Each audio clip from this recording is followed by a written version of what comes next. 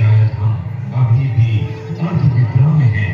हम अभी नहीं जागेंगे तो अपनी पहचान पूरी तरह खो देंगे। देखिए और मंथन कीजिए, समझ जाइए और बढ़ाइए अपनी संस्कृति संरक्षण की ओर एक कदम।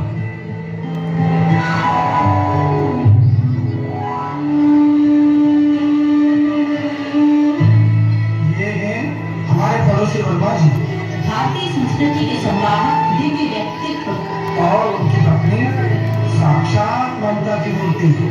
उनके बच्चे कितने आज्ञाकारी और सुशील, जैसे कि सदगुणों की गंगा बह रही हो।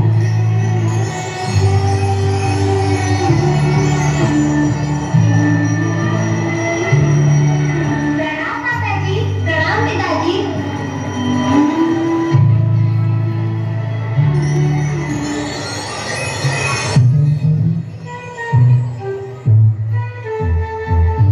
और ये है हमारे पड़ोसी शर्मा जी, विदेशी संस्कृति का भूत चढ़ा है इनके सिर पर। और उनकी आधुनिक पत्नी एकदम लापरवाह।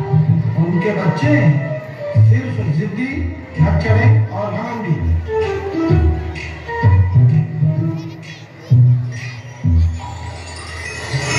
मम्मा मुझे भूख लगी है। मम्मा मुझे भी भूख लगी है, मुझे कुछ खाना है।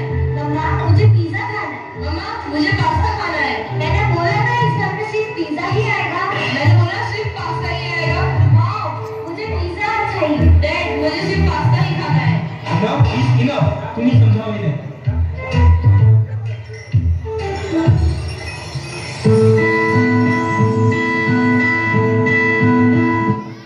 अब ये बच्चे बड़े होकर पढ़ाई के लिए स्कूल जाते हैं।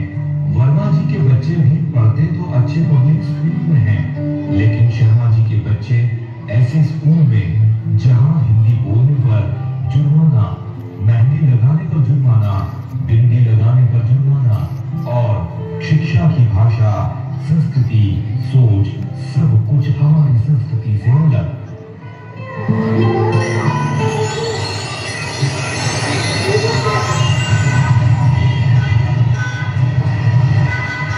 ये देखो पब्लिक स्कूल के बच्चों को कैसी बिंदी लगा रखी है।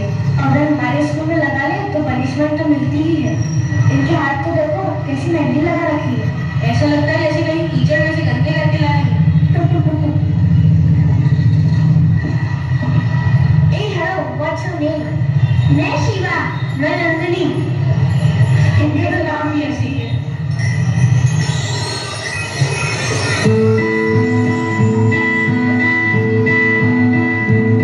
अब ये दोनों परिवार के बच्चे कॉलेज की पढ़ाई के लिए तैयारी कर रहे हैं। संयोग से एक ही कॉलेज में इनका एडमिशन होता है।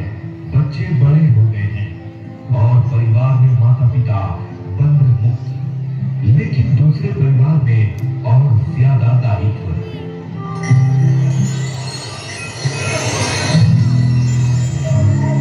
बच्चों आप लोगों ने अपना टिफिन लिया? नहीं माँ, हम बाहर से खा लेंगे। रुको, मैं अभी ला कर देती हूँ। बच्चों, पढ़ाई कैसी चल रही है? अच्छी पिताजी। ये आपका टिफिन और ये आपका टिफिन। और हाँ, बाहर का खाना बिल्कुल मत खाना। बाहर का खाना सेहत के लिए हानिकारक होता है। और चलो हम तुम्हें कॉलेज छोड़ने चलते हैं।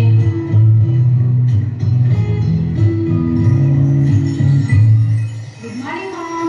Good morning dad. Hi dad, क्या आप हमें कॉलेज छोड़ देंगे? हाँ सॉरी बच्चों, मुझे मीटिंग के लिए लेट होना है। मॉम आप छोड़ दीजिए। सॉरी बेटा, मुझे किटी पार्टी के लिए लेट हो रहा है। और मेरा पर्स कहाँ है? ओके मॉम, मैं अकेले चली जाती हूँ।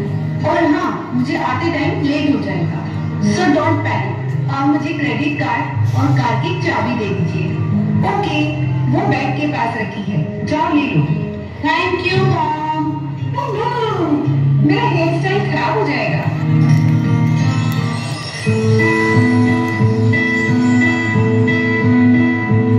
जब माता पिता को सबसे ज्यादा ध्यान देना है, सकारात्मक निर्णय लेना है, तब ही सब पालक ये सोचकर कि बच्चे बड़े हो गए हैं, अपना निर्णय स्वयं ले सकते हैं या बच्चों की गैर वाजिब जिद के आगे झुककर अपने दायित्व की इतिश्री मान लेना क्या सही है?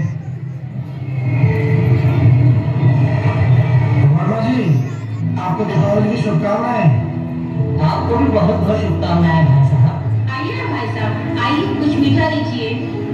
प्रणाम काका जी। प्रणाम काकी जी। शर्मा जी, दीपावली पर कहाँ जा रहे हैं? आइए मुंह मिठा कीजिए। Thanks, same to you. We are going for outing. Hi uncle, hi aunty. इधर पटाखों से कितना पॉल्यूशन हो रहा है। Oh God, Too much pollution is here. We'll celebrate New Year together. Bye bye. Happy Diwali.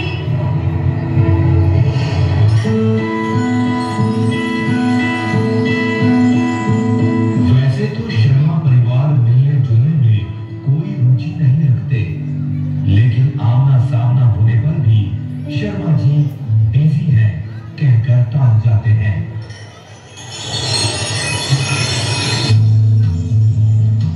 अरे शर्मा जी, कभी आइए ना घर पर, बैठकर चाय पियेंगे। बहुत थैंक्स वर्मा जी, बट आप देखते हैं मैं कितना बिजी रहता हूँ। सुबह से शाम तक काम और रात को क्लब में ऑफिसर्स के साथ मीटिंग। अरे भाभी जी और बच्चों को तो भेजिए। और नो डियर, वो लोग तो मुझसे भी ज्यादा बिजी हैं। हम लोग काम में ज्यादा फोकस करते हैं, वाइफ किटी पार्टी में बिजी और बच्चे कोचिंग, फ्रेंड्स और गेम्स में busy. So very sorry dear, पर एक बात कहूंगा, अपने बच्चों को जरा फ्रीडम दीजिए।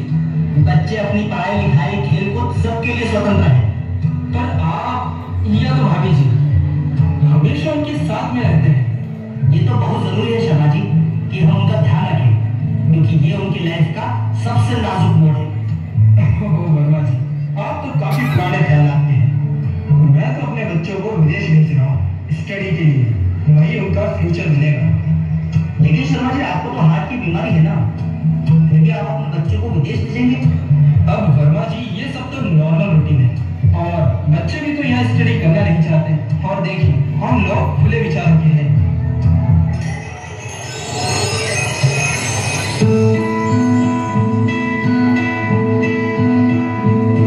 शर्मा जी के बच्चे पहले बेंगलोर और फिर यूके पढ़ाई के लिए जाकर वहीं सेटल हो जाते हैं। वर्मा जी के बच्चे दिल्ली में ही सेटल होकर संतुष्ट हैं।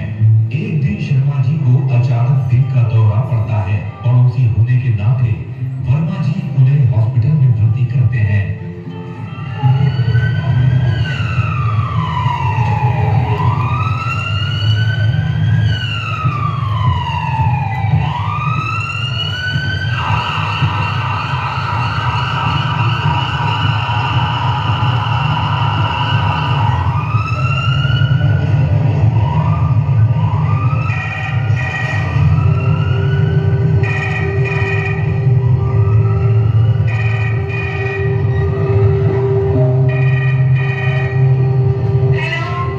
बेटा, तुम्हारे पापा को हार्ट अटैक आया है।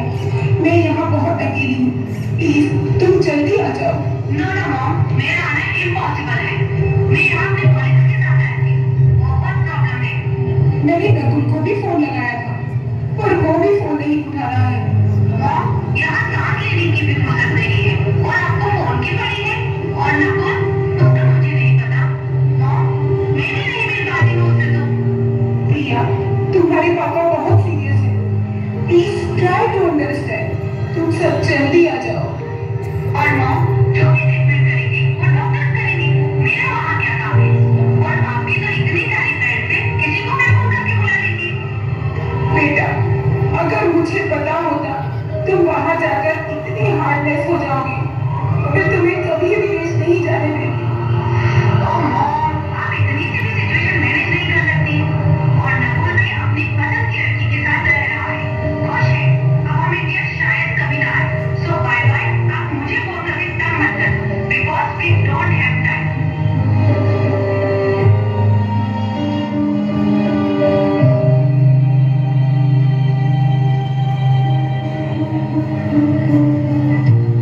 वर्मा जी, आपने अपने बच्चों को बहुत अच्छे संस्कार दिए हैं। काश हम भी अपने बच्चों को इतने अच्छे संस्कार दे पाते। आज हम अपने बच्चों के होने के बावजूद भी अकेले रह गए हैं। काश वर्मा जी, हमने भी अपने बच्चों को आपकी तरह संस्कार दिए होते तो हमें ये दिन नहीं देखने पड़ते।